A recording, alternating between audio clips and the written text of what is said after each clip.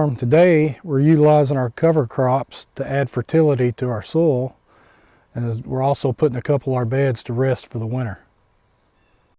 So behind me, this bed is where we grew cowpeas. We harvested the peas for seed, then we mowed it with the mulching mower and collected what we could from the green, the stuff you see back here. Now the bag of green we collected with the lawnmower we're not going to use here. I'm going to show you what we're going to do with that later. What's left here is stems and roots and some cowpea leaves and maybe a few cowpea seeds. We watered it in real good. We left the roots in the ground. We ran out of wood chips, and every year I clean off the roofs of my buildings. So we utilized the pine straw and the debris that was on top of my shed where I keep my tractor, and we covered it with it. So we left the pine straw whole. The benefits to that, it's going to break down slower, it's going to retain moisture and keep weeds at bay, help with weed pressure. There may be some cowpea seeds in the green manure that we left behind. The cowpeas, we don't consider them to be a weed, so if they grow, it's okay. Couple cons to it. One of them is it's not going to break down probably before we're ready to plant in spring, and we'll have to rake it back to plant. Another con is it's a great place for copperheads to hide. So if you do this, you need to be aware of copperheads.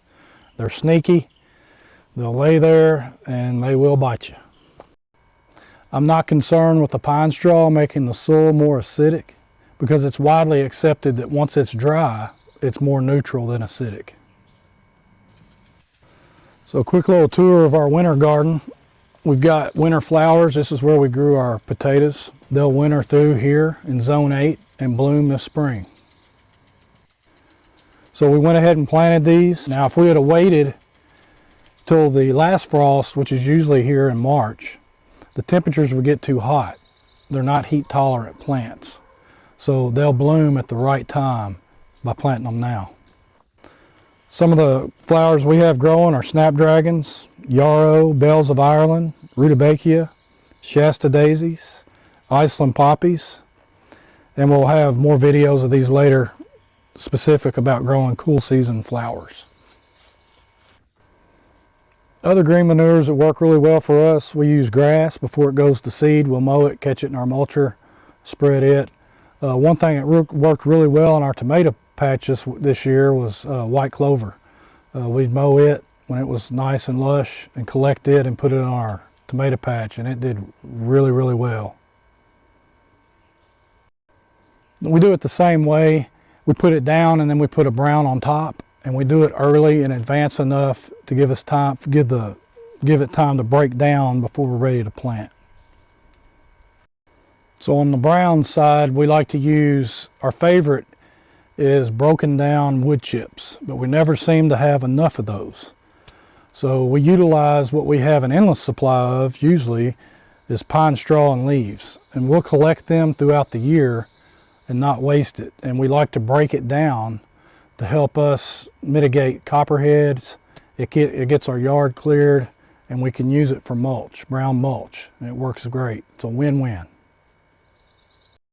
So this bed, we stretched the green manure that we got off the cowpeas that we mulched and got out of the bag of the mower as much as we could. We never have enough green manure, it seems, to go around.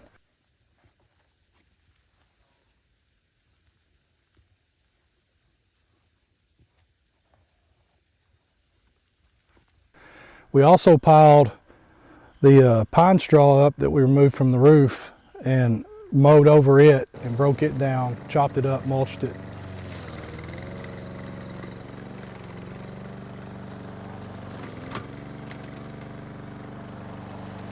Took it out of the bag and spread it as well.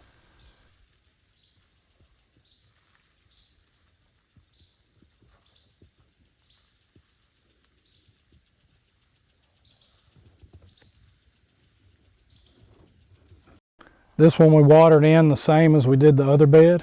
Now this bed had wood chips on it, the other one didn't, but it's not going to be a problem. We left the wood chips where they were, and we added the green manure, and then we went on with the pine straw. In between, we watered it in. We're in the middle of a drought here. The ground's powdery dry, so we made sure we got it nice and moist. So the benefits of chopping up the pine straw and the leaves and the debris from the roof is it'll break down quicker. It'll get in the soil quicker within probably 2 months. It won't give copperheads really a good place to hide, so that's a pro. And also the bed will be ready to plant next spring. Won't have hardly any maintenance to do. Thanks for watching. We really appreciate every view we get. If you like the content, give us a thumbs up. If you haven't already, go ahead and subscribe to the channel. It really helps us out. But y'all come back and see us when you get the chance.